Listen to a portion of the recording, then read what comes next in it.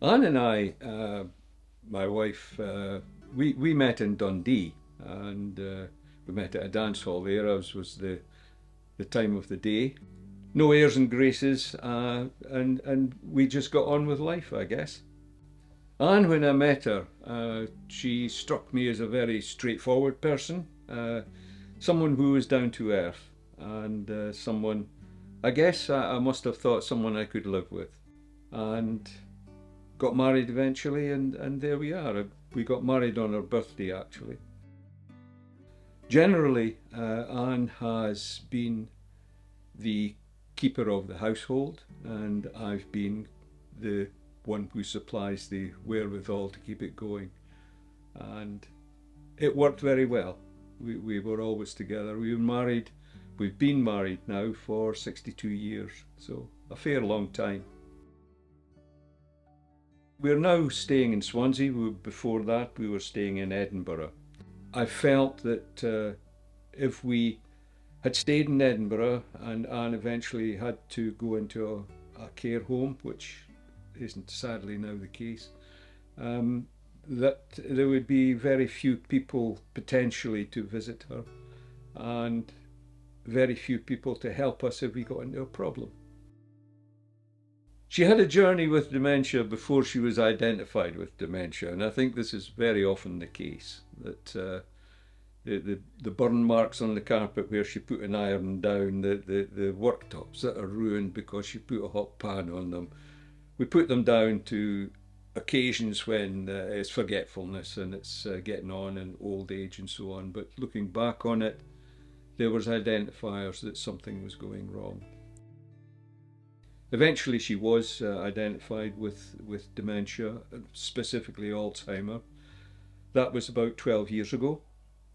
So I've been formally a carer, I guess, for 12 years, and for about 6 or 7 years, a very much hands-on carer and looking after everything for her. Yes, and in terms of Anne's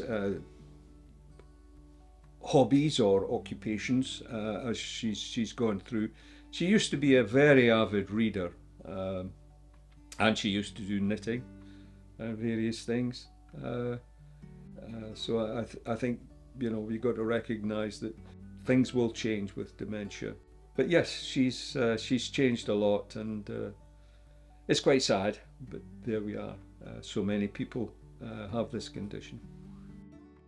The move that we made here to Swansea from Scotland, we're very fortunate here in Swansea. We have good doctor facilities, and I think it's very important that as a carer you register with the doctor as a carer, so that if necessary you can be given a little bit of priority perhaps. We've been lucky. The health system has been good and worked for us. I've found coming to Wales, it's roughly the same. The local doctor is excellent, really very, very good. I've had to have Anne to A&E 3 times now, and the lengthy delay is absolutely terrible.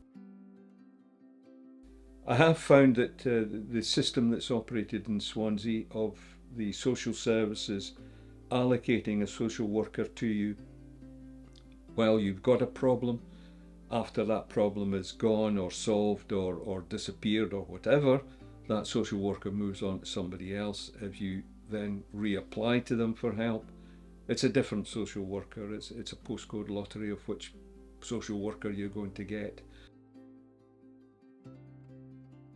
After Anne was allocated a place on the respite basis, social services just faded out of the picture. There was no contact after that. There was the ability to contact them and say, I need some help, but that would have to be me making that decision and contacting them, which is always very difficult. I think, well, for me, it's difficult to reach out and say to somebody, I can't manage, I can't do it, because, I feel I should be able to do it. So I think as far as social service is concerned, they probably did the major things that they had to do, but the nice to do things on the periphery, no, didn't happen. But there is a huge pressure on social services, lack of staff, money, and I guess money is at the root of a lot of things. If I look back on the changes that we've experienced as we've gone through our journey together with Anne's dementia, I think the journey for us has been sometimes a bit of a roller coaster, but most times it's been a journey of progression, so that very often we're not aware of the changes that happen. We just get on with the problems as they come up and solve them as they come up.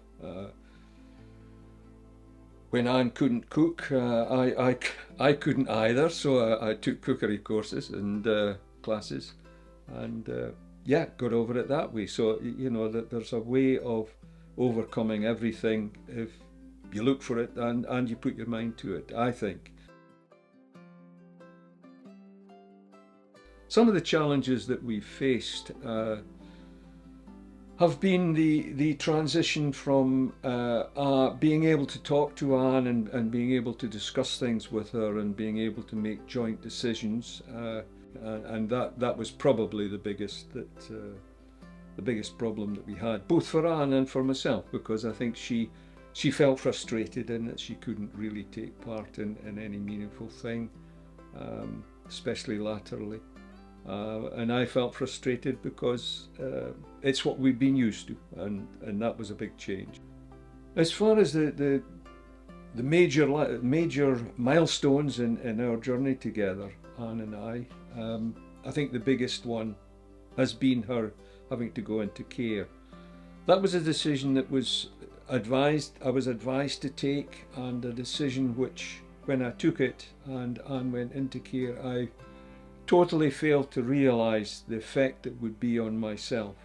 The effect on Anne was in a way minimal because she was looked after, she was in company.